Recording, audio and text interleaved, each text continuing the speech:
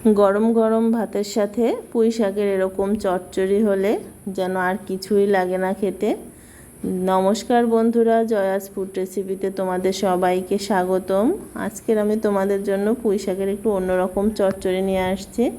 তো রেসিপিটি তোমরা দেখতে থাকো, দেখেই বোঝা যাচ্ছে কত সুন্দর একটা রেসিপি। তোমরা দেখে বানিয়ে নিও। তো রেসিপিটি বানানোর জন্য আমি এখানে পুঁই শাক নিয়েছি আলু একটা বড় সাইজের, আর লাগবে পেঁয়াজ কুচি আর রসুন কুচি নিয়েছি 1 চামচ মতো। তা আমি সরাসরি রান্নায় চলে গেলাম। রান্না করার জন্য আমি একটি কড়াই গরম করে এখানে দিয়ে দিলাম 1.5 টেবিল চামচ মতো সর্ষের তেল। এটা দিয়ে আমি একটু আলুটাকে ভেজে নেব হালকা করে। পুঁই শাকের নিচের ডাঁটাগুলো আমি দিইনি, নরম নরম ডাঁটা দিয়েছি, কারণ শক্ত ডাঁটাগুলো দিলে কিন্তু সিদ্ধ হবে না। পাতাটা বেশি নিয়েছি। দেখো আলুটাকে একটু আমি হালকা বাদামি কালার করে ভেজে নিয়েছি, নুন হলুদ দিয়ে, অল্প একটু নুন আর অল্প একটু হলুদ দিয়ে ভেজে নিয়েছি। তো এর ভিতরে আমি এখন সেই ধুয়ে পরিষ্কার করা শাকটাকে দিয়ে দিলাম।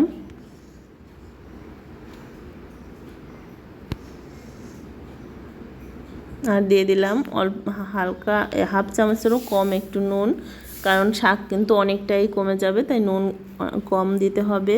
শাকে নুন বেশি হলে খেতে কিন্তু একদমই ভালো লাগে না।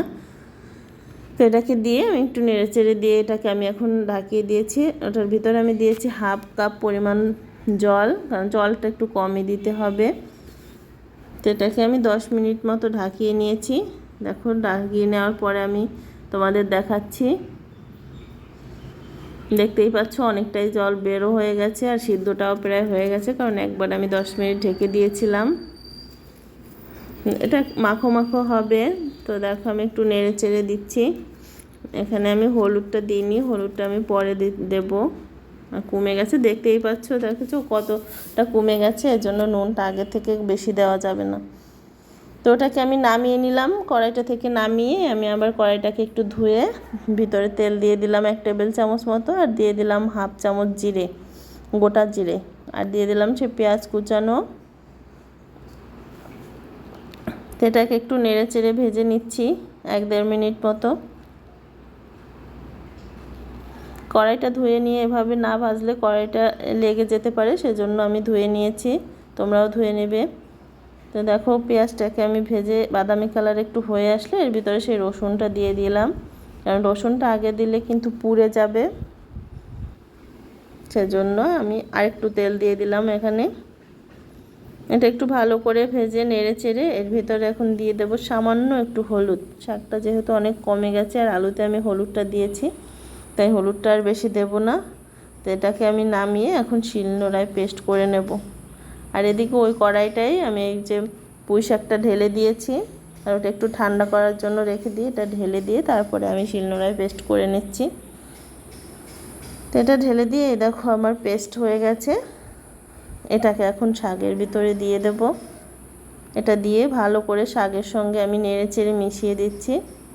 তোমরা অবশ্যই বন্ধুরা ট্রাই করবে পুঁই শাকের এই রেসিপিটি। তো এখানে এসে আমি দিয়ে দিলাম সামান্য একটু চিনি আর সামান্য একটু কাঁচা তেল। যে কোনো শাকের শেষে কাঁচা সর্ষের তেলটা দিলে কিন্তু দুর্দান্ত হয় খেতে। তো এটাকে আমি নেড়ে চেড়ে সুন্দর করে দিয়ে দিয়েছি। কয়েকটা আলু আমি চামচ দিয়ে ভেঙে দিয়েছি, একেবারে মাখো মাখো হয়ে গেছে, কোনো জল নেই। দেখো চচ্চড়িটা খেতে কিন্তু দারুণ হয়েছে, দারুণ। তোমরা না খেয়ে দেখলে কিন্তু বুঝতে পারবে না।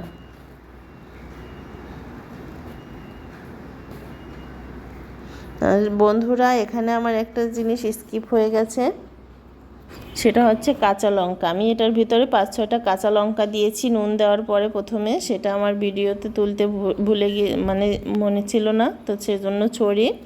তো রান্নাটাকে আমি নামিয়ে নিয়েছি। তোমরা কাঁচা লঙ্কাটাকে প্রথম দিয়ে নিও। দেখো দেখতে কতটা সুন্দর হয়েছে। তোমরা অবশ্যই এভাবে একবার বানিয়ে খাবে এটা দেখে। আর আমার সঙ্গে থাকার জন্য তোমাদের সবাইকে ধন্যবাদ, আর আমার পাশে থাকবে আশা করি সবাই। আজকের মতো টাটা, সবাই ভালো থেকো।